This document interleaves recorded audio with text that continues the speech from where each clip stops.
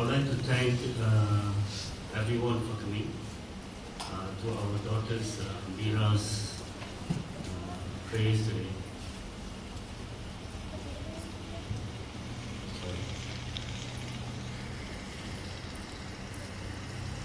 Many people was asking us what happened to Myra.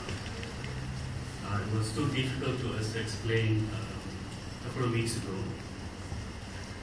Since everybody is here, I'm going to explain in detail once and for all.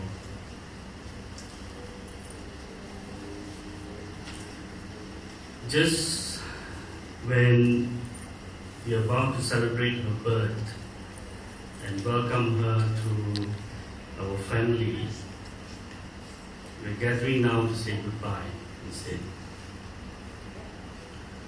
So, Myra ALYSHA, our daughter, only lived for 14 days and never left the hospital since birth, and never left the hospital until she passed away. I was actually quite touched by many people, family members, of course, friends, even doctors, colleagues, corporations, just people around the world, and churches, temples, Gudwaras, mosques, and even shrines from 8 countries prayed for her recovery when she was in an ICU. It amazes me how a human being can pray for someone whom they have not met yet and start a relationship with Myra. We all prayed endlessly with the hope that we could move the hands of God.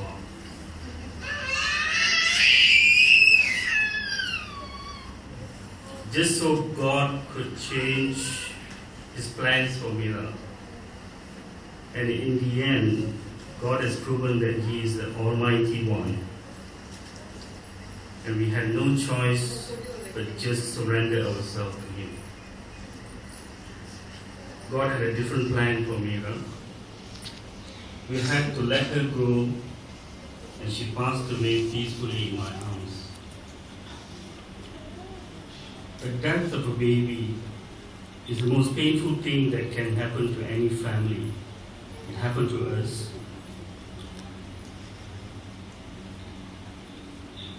It's so unfair. Babies are not supposed to die.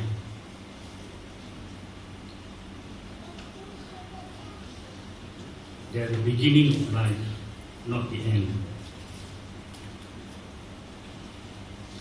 Parents are not supposed to see their children die. It should be the other way around. So I was confused at the beginning as to why this happened to us.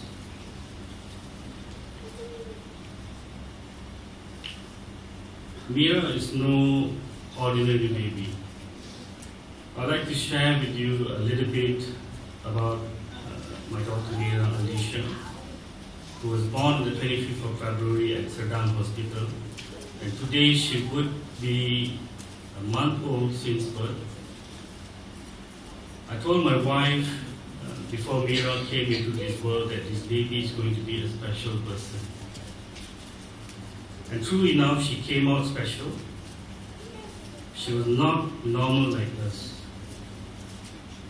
I thought we were going to have a baby girl, but God gave us an angel instead. We named her Myra because it means miracle in Greek, and ALYSHA means protected by God in Latin. The name fits her perfectly.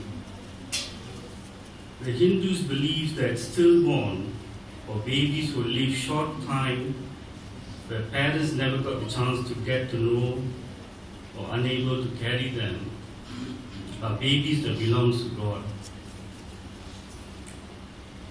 They are here for a short journey to carry out their final reincarnation cycle. During the past 2 weeks, many of our family and friends came to our home to show their love and support to us, and also for Myra, of course. I've been especially moved by big corporation and association and family members who stepped up to show their immeasurable support, even in monetary wise for surgery. They have also cried with us as well.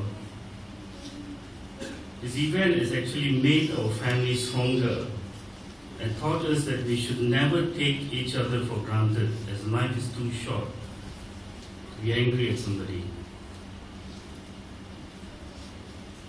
We should make a difference in other people's life. The first 14 days in NICU and looking after Nisha at the same time, I actually forgot myself. It doesn't seem important to me at all that I should even look in the mirror. I knew I just had to be strong for Nisha, for Praveen, and for our entire family. Everything stopped. It was almost like a dream. And I kept saying to myself, wake up. This can't be true. And this can't be happening to me. We never did any harm to any human beings or anyone. But I've killed some mosquitoes. That's about it. Even that in self-defense. So I constantly ask God why it has happened to us. I then realized that it's a calling from God. It's a wake-up call. We did prayers in this temple after we released Myra's ashes in the sea. The work that came out from page 623 of Gudwara Sahib says, I shall not be consigned to reincarnation again, and He is always with me, the protector of my soul, and wherever I go, I will be happy. And we know she is happy in heaven now. The work, as I understood, it means that Myra has completed all her cycle of reincarnation. And this was her final one. It's the goal of each soul to leave the cycle of reincarnation and become a free soul beyond the physical and causal universe of the divine creation. She has completed a final journey in this life, although it was short, and also her previous lives, and merged in union with God now. And that's why she's my very own guardian angel looking after us. To me, she never left us. She will always be part of our family. She reminds me a lot not to live a life, a fake life in this material world that we live in, and find true purpose in life and the importance of seeking spirituality. She was never meant to stay. In that respect, it was not a sad ending at all, knowing that she has become part of God and being my angel. But unfortunately, with my materialistic and selfish thinking, I promised myself that I would do whatever it takes, including giving my life to save her. Soon afterward, the challenges from God began. She had to be supported by a respirator constantly. At first, We found out that she has cleft lips and palate. We were devastated, but assurance from many people. We were happy to know that it can be corrected. It was just a question of money doing the trick with plastic surgery. Then doctor dropped the biggest rock on my shoulder, saying that she was diagnosed with double outlet right ventricle with a ventricle septal defect, which means she has 2 holes inside her heart that leaves the lower 2 chamber into one. And her arteries were reversed, making breathing almost impossible. To make things worse, she was also diagnosed with right isomerism, which means that she has no spleen, an organ which plays an important role in production of red blood cell and immune system, including controlling infection. Although one of the best cardiologists in the country from Gleneagles said to me that it's a death sentence based on all the issues that she's having, I said to him, thank you, she will survive, and you just watch. I managed to get the best cardiologist and surgeon team with the IJN instead, who confidently felt that they could correct her. Suddenly there was hope. I was angry at God, and I told him, you watch me, I will save her.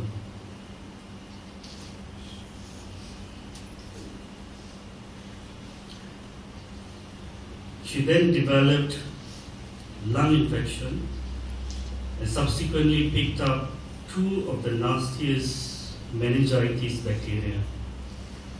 Her blood was infected and finally reached her brain. Her brain had fluid and expanded in size. She was getting frequent seizures, which was slowly paralyzing many of her organs. It was the most painful moment of my life to watch.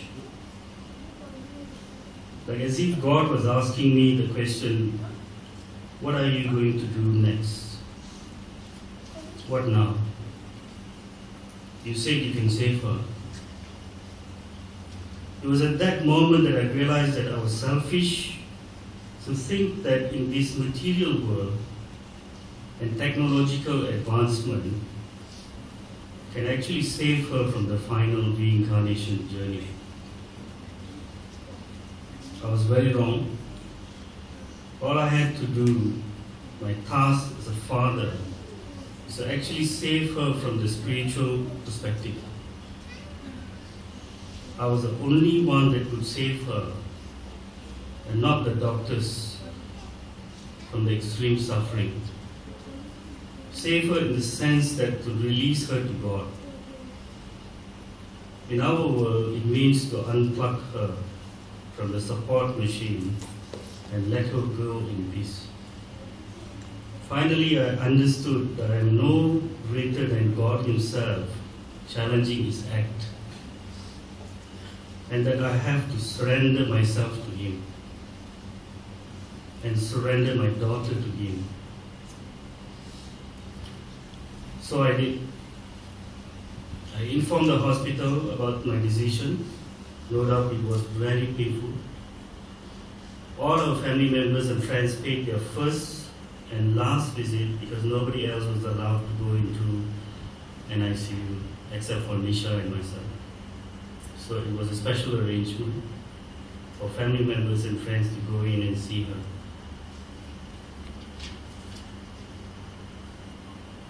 I then had to carry out the father's toughest duty of all, to unplug everything, wires, plugs, and tubes that wrapped around her body, and just carry her in my arms for the first and last time. In Hindu custom, the belief is that to give milk to anyone who is about to die, so that they reach heaven in purity. She laid there very peacefully, not fighting, and she let go of her final breath. I felt my heart torn apart. Suddenly everything stopped hurting for her and for us too, knowing that she is at a better place and at peace. I must say that Myra was obedient to whatever I asked her to do. She was a strong girl throughout the 14 days, despite her health was deteriorating daily. She was strong as to how we asked her to be. Every day we were holding her tiny hands to tell her to be strong. And even on the very last day, I asked her to go in peace to God. She never fought back and was in total acceptance.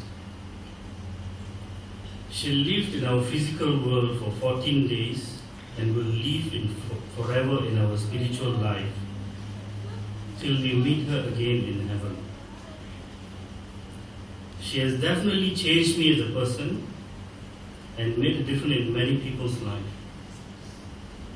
It was true in saying that it doesn't matter how long you lived.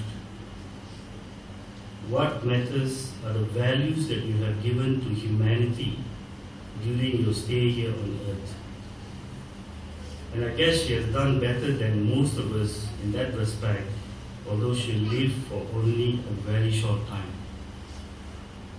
I thanked her for the lesson that she has taught our family and personally transforming me. As for Nisha, who carried her for 9 months, the sense of emptiness cannot be replaced. But we know Myra will come back to us one day, and God is listening. Papa, Mummy, and Praveen will always love you. You will be missed forever, and rest in peace, Myra, darling. Thank you.